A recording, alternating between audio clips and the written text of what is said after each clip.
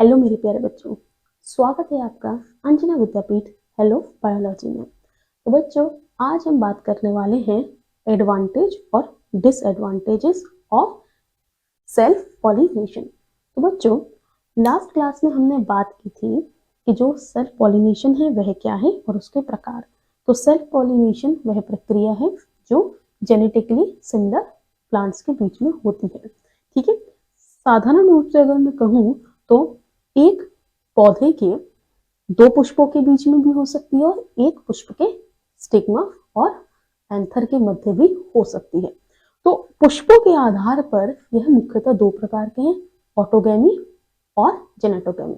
Autogamy में क्या होता है, जब एक पौधा है एक पौधा है उसमें जो पुष्प है उसके एंथर और स्टिग्मा के मध्य ये प्रक्रिया हो रही है। दूसरा क्या है कि भाई एक ही पौधा है और उसके दो फूल हैं, तो उनके एंथर और स्टिग्मा के मध्य यह प्रक्रिया हो रही है, उसे हम कहते हैं जेनेटोगेमी। ठीक है, अब बात करते हैं एडवांटेज और डिसएडवांटेज की। तो बच्चों, अगर हम बात करें कि जो सेल्फ पॉलिनेशन है उसमें एक बात ध्यान रखना कि जो पॉलिनेशन की प्रक्रिया है वो जेनेटिकली सेम प्लांट के मध्य हो रही है। ठीक है, जेनेटिकली सेम प्लांट के मध्य हो रही है, यानी कि उनका जो जीनोटाइप है या जो भी है वो सेम है। ठीक है, तो यदि हम उनकी एडवांटेज की बात करते हैं तो एडवांटेज, सबसे बड़ा एडवांटेज ये है कि नो नीड ऑफ पॉलिनेटर। जैसे कि जेनेटोगैमी में हमें पॉलिनेटर की जरूरत है, परंतु अगर हम ऑटोगैमी की बात करें तो वहां पर पॉलिनेटर की कोई भी नीड नहीं है। ठीक है, तो ये सबसे बड़ा एडवांटेज हो जाता है कि प्लांट निर्भर नहीं है किसी भी पॉलिनेटर पर। ठीक है, दूसरा है no need to produce pollen grain in large quantity. सही बात है कि जो पॉलन ग्रेन्स हैं वो ज्यादा अमाउंट में हमें प्रोड्यूस करने की जरूरत ही नहीं है। क्यों? क्योंकि जो डिस्टेंस है एंथर से स्टिग्मा का वो ज्यादा लंबा नहीं है, तो बीच में कहीं के पॉलन ग्रेन इधर उधर हो जाए तो उसके भी चांसेस कम है। तो लार्ज क्वांटिटी में हमें पॉलन ग्रेन को प्लांट को पॉलन ग्रेन को प्रोड्यूस करने की नीड नहीं है, चाहे वो एक पौधे के एक पुष्प के मध्य हो या दो अलग अलग पुष्पों के मध्य हो, क्योंकि डिस्टेंस तो इतना ज्यादा नहीं है ना। ठीक है, तो यहाँ पर हमें एक ये एडवांटेज मिल गया। दूसरा है no need to attract pollinator. Exactly, ठीक है, तो पॉलिनेटर को अट्रैक्ट करने के लिए क्या चाहिए होता है? स्मेल चाहिए होती है, मधु चाहिए होता है, उसके अलावा कुछ रस होते हैं, कलर्स होते हैं, तो उसकी हमें जरूरत नहीं है, अट्रैक्शन की जरूरत ही नहीं है क्योंकि सेम प्लांट के मध्य हो रहा है। ठीक है, नेक्स्ट है plant are not dependent to another plant for pollination. Exactly, pollination के लिए हमें दूसरे प्लांट पर निर्भर रहने की जरूरत नहीं है, क्योंकि मान लीजिए कि भाई किसी प्लांट में स्टिग्मा जो है वो पिस्टल जो है उसका वो मेच्योर हो चुका है। ठीक है, और दूसरे प्लांट में अभी भी जो एंथर है वो मेच्योर नहीं हो पाए हैं, या इसको हम उल्टा कर सकते हैं कि एंथर मेच्योर हो चुके हैं और स्टिग्मा मेच्योर नहीं हुए हैं, मतलब पिस्टल जो है वो मेच्योर नहीं हुआ है। तो ये जो पॉलिनेशन अगर होगा भी तो वो पूरी तरीके से नहीं हो पाएगा।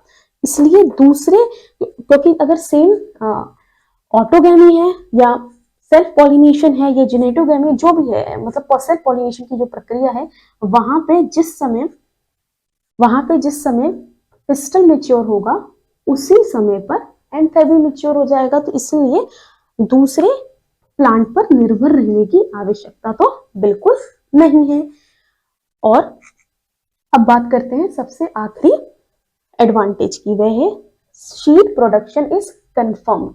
शीट का जो प्रोडक्शन है वो पूरी तरीके से कंफर्म्ड है, यानी कि अगर सेल्फ पॉलिनेशन हुआ है, ठीक है, सेल्फ पॉलिनेशन हुआ है तो शीट प्रोडक्शन 100% होगा ही होगा, क्योंकि सेल्फ पॉलिनेशन में जो पॉलिनेशन होने के चांसेस जो होते हैं वो बढ़ जाते हैं एज कंपैरेटिवली क्रॉस पॉलिनेशन के। इसलिए यहाँ पर हम श्योर होते हैं कि जो शीट का प्रोडक्शन है वह होगा ही होगा। तो ये कुछ इसके एडवांटेज थे। अब बात करते हैं डिसएडवांटेज की, क्योंकि चीजें ब्लैक एंड व्हाइट नहीं होती हैं,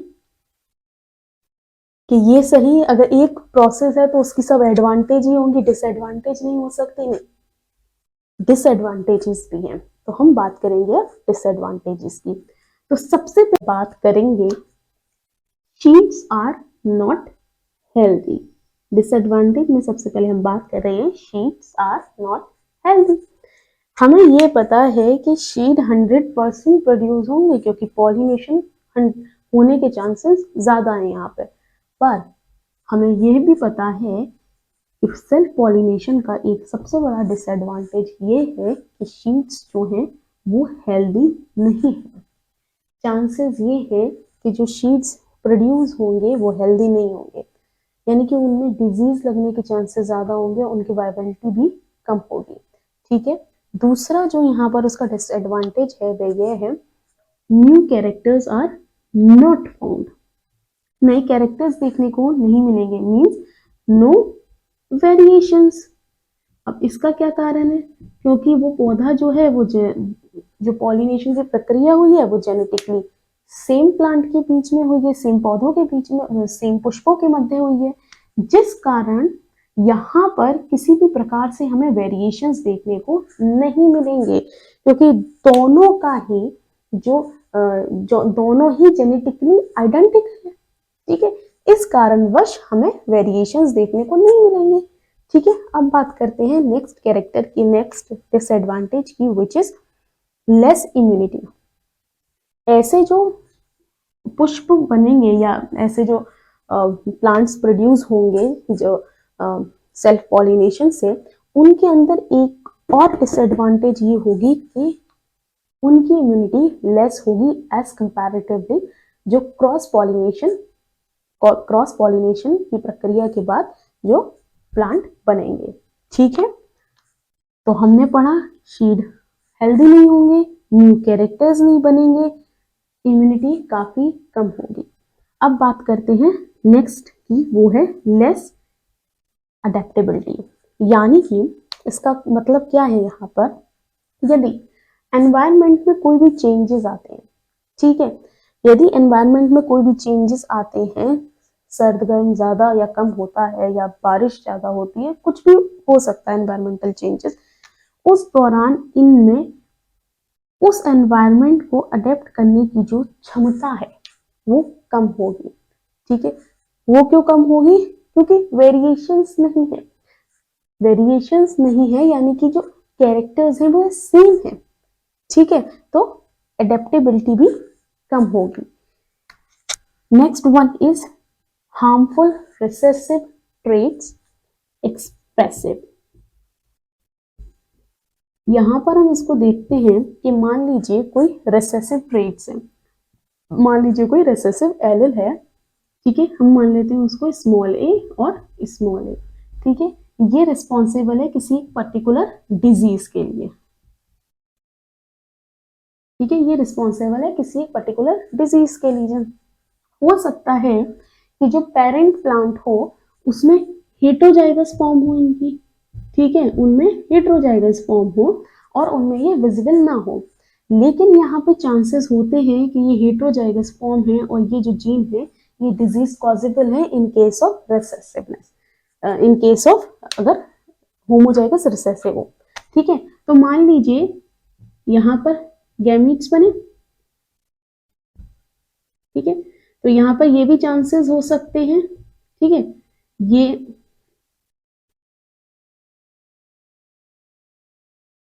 ये भी चांसेस हो सकते हैं। ठीक है, और एक सेकेंड, ये भी चांसेस हैं और ये भी चांसेस है। ठीक है, कि ये इस प्रकार के रिसेसिव ट्रेट्स, जो हार्मफुल रिसेसिव ट्रेट्स होते हैं, जब वो साथ में, जब रिसेसिव जीन जो हैं वो साथ में आ जाते हैं तो वो हमें दिखाई देते हैं, तो कोई भी डिजीज कॉज कर सकते हैं या किसी भी प्रकार से वो हार्मफुल रह सकते हैं। तो बच्चों, अगर हम डिसएडवांटेज की बात करते हैं तो डिसएडवांटेज में सबसे बड़ा नुकसान क्या है कि शीट प्रोड्यूस होंगे but they are not viable, they are not healthy. ठीक है, कितनी भी लार्ज क्वांटिटी में प्रोड्यूस हो जाए क्या फायदा, ज्यादा फायदा तो है नहीं उसका। दूसरा वेरिएशंस नहीं है, वेरिएशंस नहीं है तो अडेप्टेबिलिटी की क्षमता नहीं है, फिर इम्यूनिटी भी लेस होगी, फिर चांसेस हैं कि रिसेसिव ट्रेट्स जो हैं वह एक्सप्रेस हो जाए। क्यों? क्योंकि जो पेरेंट प्लांट है वो जेनेटिकली आइडेंटिकल है। ठीक है, तो ये थे बच्चों सेल्फ पॉलिनेशन के एडवांटेज और डिसएडवांटेज। तो बच्चों मैं आशा करती हूँ कि आपको ये अच्छे से समझ में आया हो, और नेक्स्ट वीडियो हम लेके आएंगे क्रॉस पॉलिनेशन पर, और उसके बाद एडवांटेज और डिसएडवांटेज, वहाँ पर भी एडवांटेज और डिसएडवांटेज मिलेगा। और यदि आपको कोई किसी पर्टिकुलर टॉपिक पे वीडियो देखनी हो तो आप नीचे कमेंट बॉक्स में कमेंट कर सकते हैं। मैं कोशिश करूँगी कि मैं आपके लिए जल्द से जल्द उस टॉपिक पे वीडियो लेके आऊँ।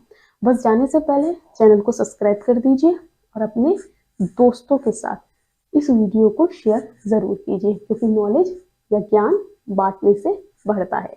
मिलते हैं आपसे नेक्स्ट वीडियो में, नेक्स्ट क्लास में। तब तक के लिए नमस्कार, बाय बाय।